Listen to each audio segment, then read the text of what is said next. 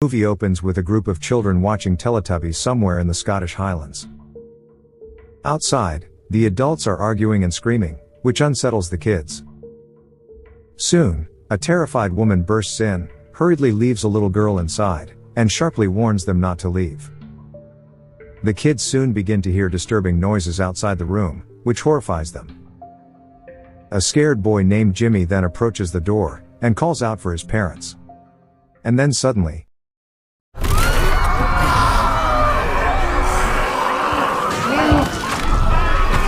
a terrified Jimmy bolts out of the room and sees his mother, but she urgently tells him to run as she's attacked by a zombie. A shaken Jimmy looks around to see chaos unfolding, with several infected people violently attacking everyone in sight. Next, we learn that a deadly virus called rage means that those who survived were abandoned to their fates.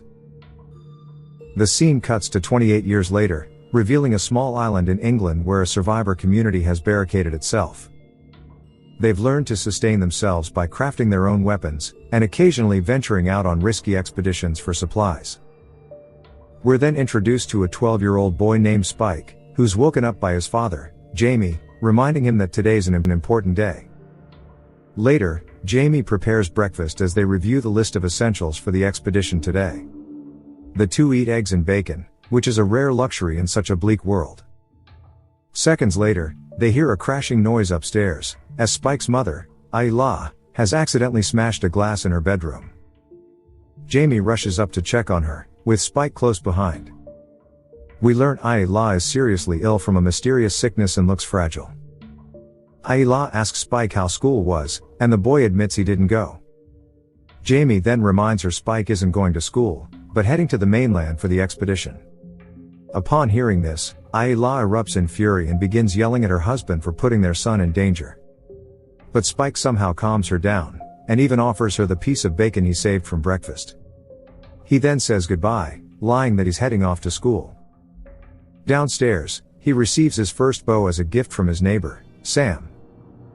The father and son then proceed to leave, and they receive a cheerful farewell from the village committee, who are excited for Spike's first expedition. When they reach the main gate, a village member talks to Spike, and reminds him of the rules. He can go and come back, but if he doesn't return, no one will come looking for him. To make him understand the risk, she shows him crosses commemorating those who never returned. Once a sentry confirms the passage is clear, the gates open, and Jamie and Spike cross the causeway, a stone path that only emerges at low tide. They walk for hours, and eventually arrive at a forest on the mainland. Soon, they come across an infected person, a slow, obese, not handsome zombie that crawls like a worm. Jamie calmly instructs his son to shoot it with an arrow and aim for the neck. Spike takes the shot, and manages to kill the infected, but the noise quickly attracts several others nearby who rush to attack. Regardless, a skilled Jamie takes charge, and brutally eliminates all of them. But when he sees an infected child, he hesitates, and the child quietly slips away without causing any trouble. Afterward, Jamie congratulates his son on his first kill, and they continue forward. They soon come across an abandoned house, which is clearly already looted. But they decide to search anyway, hoping to find some useful supplies. Here, the duo finds a room where a man is hanging upside down by his ankles, with the word Jimmy cruelly carved into his chest. He suddenly begins moving and screaming like a zombie. Jamie explains that someone must have tied him up, and handed him over to the infected. To add, there are strange communities out there that may have done this as a form of harsh punishment. Jamie then orders Spike to kill the man, and even though the boy is initially hesitant, he eventually manages to do it. Next, the father and son continue their journey, and on the way, they find a mangled carcass of a deer. They also notice the head of another deer stuck high in a tree. This is a clear sign that an alpha zombie is nearby, which is bad news for them. Horrified, the duo scramble to flee. But unfortunately for them, Alpha. a relentless horde of zombies led by the Alpha closes in fast. Jamie manages to kill several of them, but Spike's hands shake and most of his shots miss.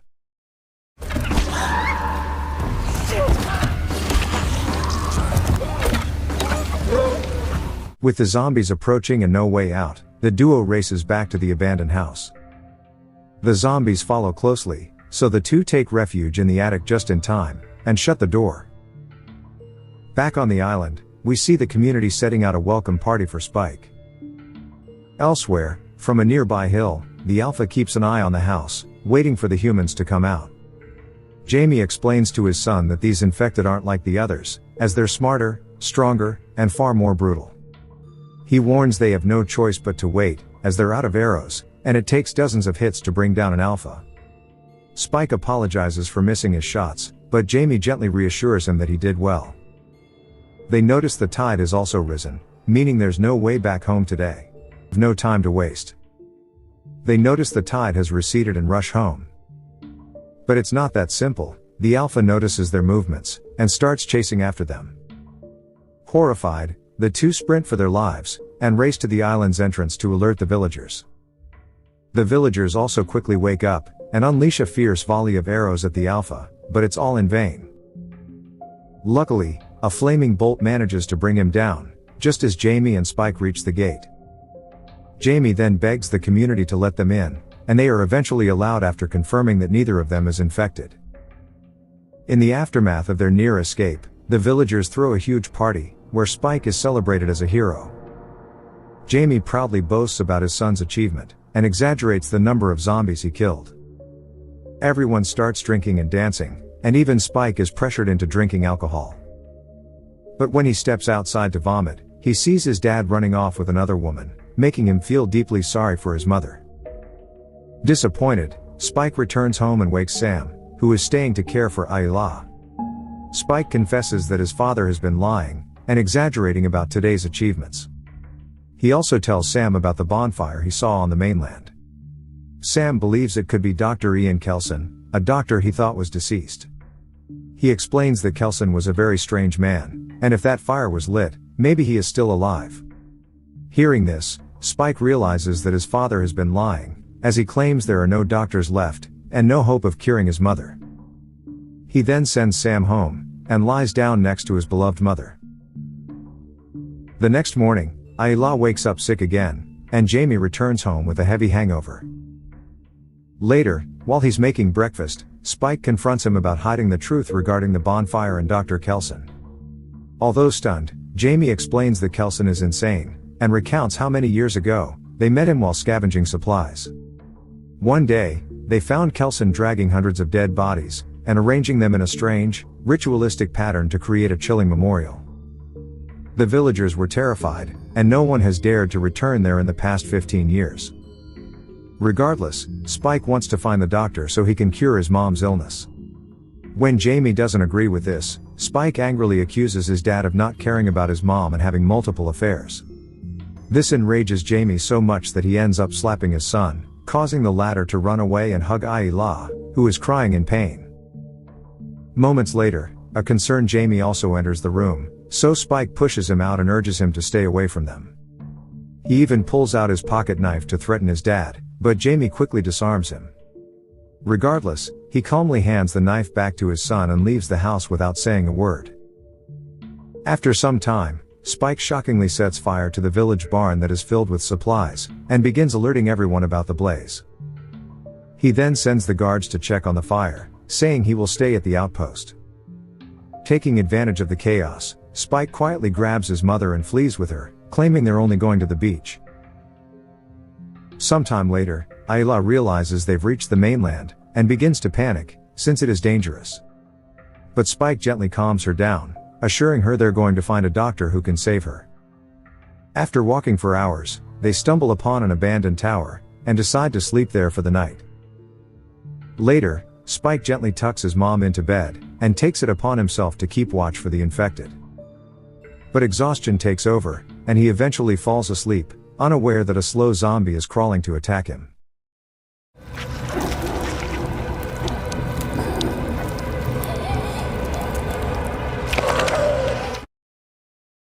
The next morning, the mother and son wake to find the lifeless body of the zombie lying in front of them. However, a flashback reveals that it was Ayla who killed him while he was trying to attack Spike, but she has no memory of it. Not far away, a group of soldiers is ambushed by a horde of zombies led by a feral alpha. The soldiers open fire, and manage to wipe out most of the infected, but several soldiers are killed, and quickly turned. A handful of survivors manage to retreat, and take cover in a safe place. But then, the alpha arrives and strikes again with ruthless force. He tears through them mercilessly, and in the end, only one soldier manages to escape. Elsewhere, a group of infected gathers by a river, seemingly trying to wash themselves. Among them is a heavily pregnant female. Pushing his patrol ashore, and now he's landed in the UK.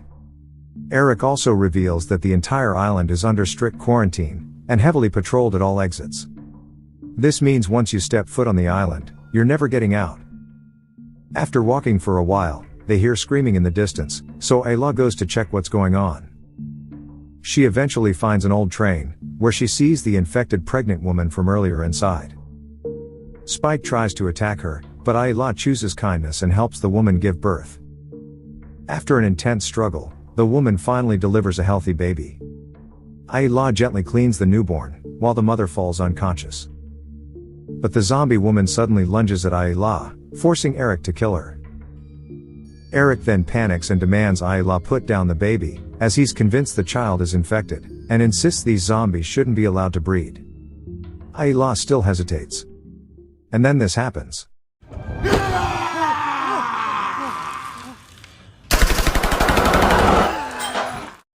The alpha zombie brutally rips Eric's head from the body. The alpha then proceeds to attack the mother and son, who run away in a panic.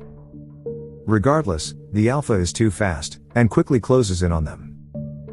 But just before it can strike, a mysterious old man suddenly appears and fires a tranquilizer dart, which paralyzes the beast. The man reveals that he's named this alpha Samson, and tries to keep his distance from him. He then pulls Eric's severed head from Samson's grip, deciding to keep it as a memorial. A surprised Spike asks if he's Dr. Kelson, and the man responds yes. Up next, Dr. Kelson leads them to his camp, where he has created a shrine for the deceased, guided by his mantra, memento mori, which means remember death. Spike is shocked to discover that Kelson has created a bone temple, where he has piled countless skulls in a tower.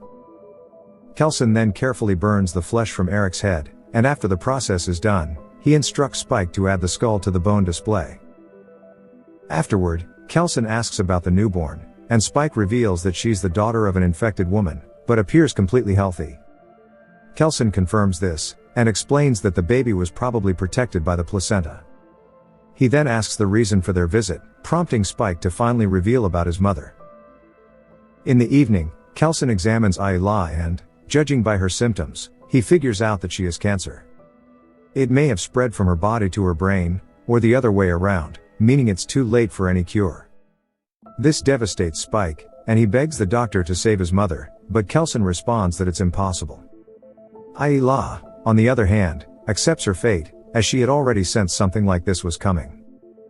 A distraught Spike breaks down completely, and Ayla says that even if the doctor can't cure her, he can still ease her suffering. He gets confused, while Ayla and the doctor exchange a knowing glance, implying something is about to happen. Suddenly, Kelson fires a tranquilizer dart to paralyze Spike. He then reminds Spike of memento mori, and explains that there are many ways to die, but the best of them is peaceful death. Sadly, Ayla hugs her son one last time, and urges him to stay with the baby before she leaves. The poor boy then watches in a daze as the doctor shoots Ayla with euthanasia, granting her the peaceful death she desired. Hours later, Kelson hands Spike his mother's skull, and tells him to give her the best place. And so, the boy climbs the bone temple with a heavy heart, and gently places her skull at the very top, just as the sun begins to rise. The next morning, Samson suddenly reappears to attack them, so Kelson and the children hide in a small bunker